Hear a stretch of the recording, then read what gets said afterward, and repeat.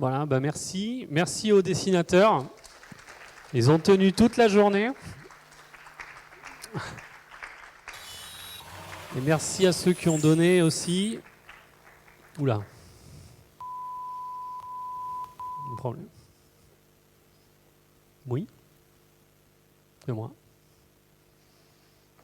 J'ai oublié. Qu'est-ce que j'ai oublié? Mais oui. Il y a une surprise. Je ne vais pas danser. Le thème de Lyon Science 2022. Déjà, on l'a déjà choisi. C'est la seule chose qu'on a fait en avance. Chiche, on vous le donne. Chiche? Bah ça y est, c'est chiche. Donc l'année prochaine, on reprend le cycle plutôt au printemps. C'est ça, hein? Avril, on ne donne pas la date, mais au printemps. Le 4 avril, c'est au printemps? Non, le 4 avril, c'est un lundi. C'est un lundi, on a déjà discuté le de ça. 3 avril, c'est un... Ouais, donc on ne vous dit pas, mais normalement, c'est au printemps.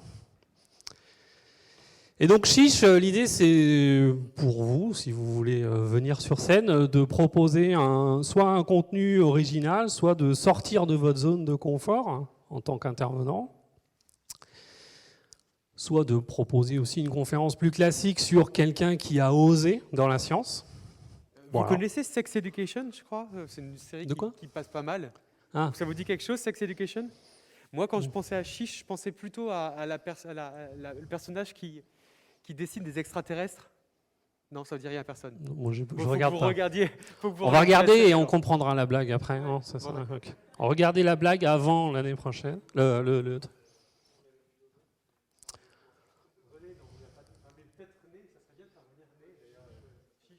Chiche, on fait venir des gens. Parce que nous aussi, il faut peut-être qu'on fasse des trucs. On verra ça. On verra. Bon, en tout cas, j'ai une idée pour toi.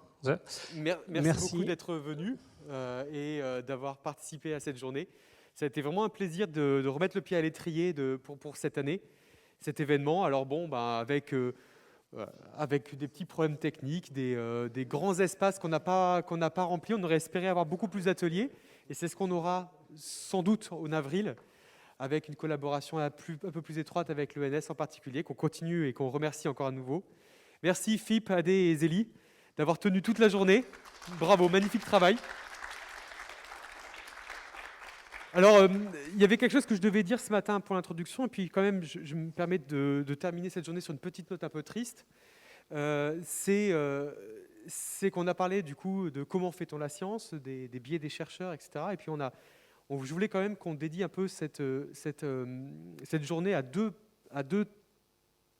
types de personnes. Une première qui est Claude D'Antoni, qui, pour les gens qui connaissent le l'ENS de Lyon, était un chercheur à Lyon qui est décédé d'une crise cardiaque soudainement alors qu'il était dans la fleur de l'âge, à 60 ans, fleur de l'âge, mais qui était très connu parce qu'il défendait haut et fort les couleurs du syndicalisme à l'ENS. Donc moi, voilà, je pense à ce personnage-là, qui était un vrai personnage que beaucoup de gens détestaient parce que y a eu un arrêt d'Antoni, c'est-à-dire que dans le droit public, tout le monde, tous les étudiants, les futurs avocats apprennent l'arrêt d'Antoni parce qu'il était très très pénible, mais c'était aussi un grand monsieur.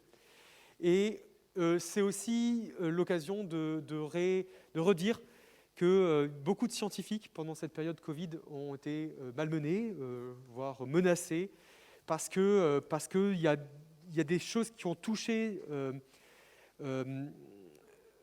comment dire, il y a eu une telle polarisation des événements sur ce qu'était la place des sciences, la place de la médecine, la place de l'épidémiologie, de la médecine préventive, qui fait que des tensions se sont avérées tellement graves que des médecins se sont fait menacer, des pharmaciens qui vaccinaient ont été menacés ou ont été malmenés.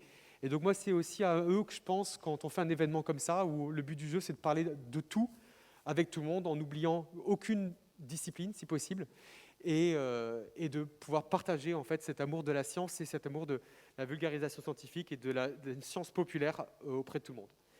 Donc voilà, je termine cette note super positive et merci beaucoup encore à vous.